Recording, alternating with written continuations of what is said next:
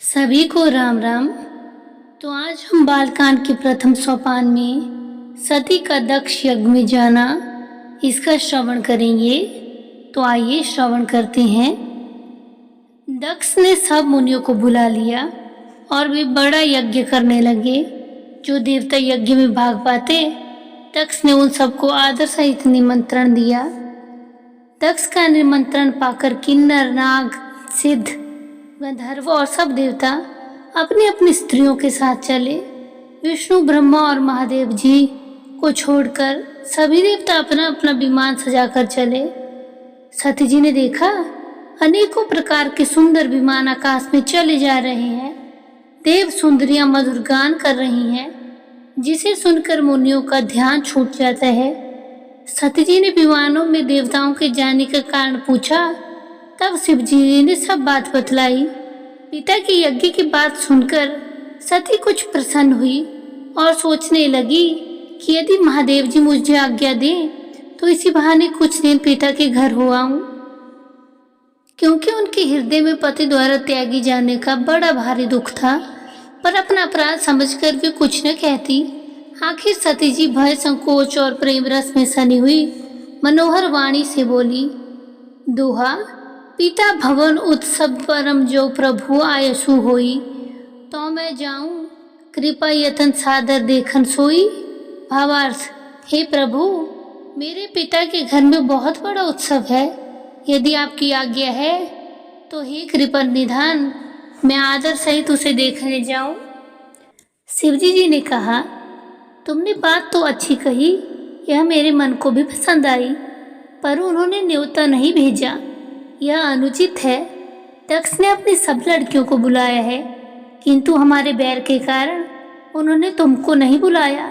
एक बार ब्रह्मा की सभा में हम सबसे अप्रसन्न हो गए थे, उसी से वे अब भी हमारा अपमान करते हैं। हे भवानी, जो तुम बिना बुलाई जाओगी तो न शील स्नेह रहेगा और न ही मान मर्यादा। यद्यपि मित्र प्रभु पितु गुरु गेहा, जाइए बिनु बोलो हूँ न संदेहा। तदपि विरोध मान जहाँ कोई, तहाँ गए कल्याणो न होई। भावार्थ: यद्यपि इसमें संदेह नहीं है कि मित्र, स्वामी, पिता और गुरु के घर बिना बुलाए चले जाना चाहिए।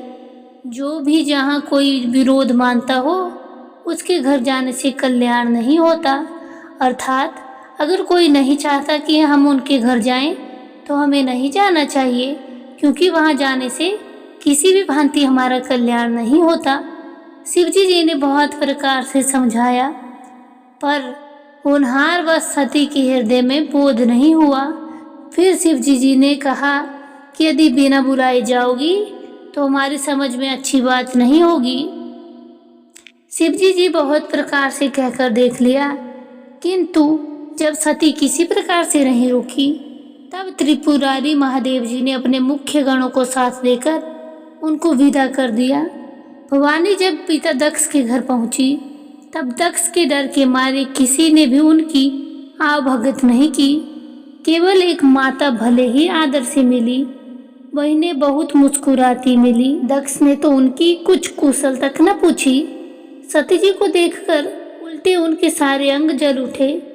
तब सती ने जाकर यज्ञ देखा तो वहां कहीं शिवजी जी का भाग नहीं दिखाई दिया। तब शिवजी जी ने जो कहा था वह उनकी समझ में आया। स्वामी का अपमान समझकर सती का हृदय जल उठा। पिछला पति परित्याग का दुख उनके हृदय में उतना न भी व्यापा था, जितना महान दुख पति के अपमान के कारण हुआ। यद्यपि जग दारुण दुख नाना, सबते कठिन जाति अवमाना। समुझी सो सतही भयऊ अति क्रोधा, बहुविधि जननी किन्ह प्रबोधा। भावार्थ: यद्यपि जगत में अनेक प्रकार के दुख हैं, तथापि जाति अपमान सबसे बड़ा कठिन दुख है। यह समझकर सती जी को बड़ा क्रोध हो आया। माता ने उन्हें बहुत प्रकार से समझाया बुझाया।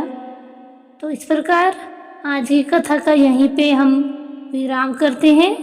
कल हम पति के अपमान से दुखी होकर सती ने योग्य अग्नि से कैसे अपने आप को जला दिया और दक्ष का यज्ञ कैसे विध्वंस हो गया, इसका श्रवण करेंगे। तब तक के लिए आप सबको जय श्री सीताराम, जय श्री राधे श्याम।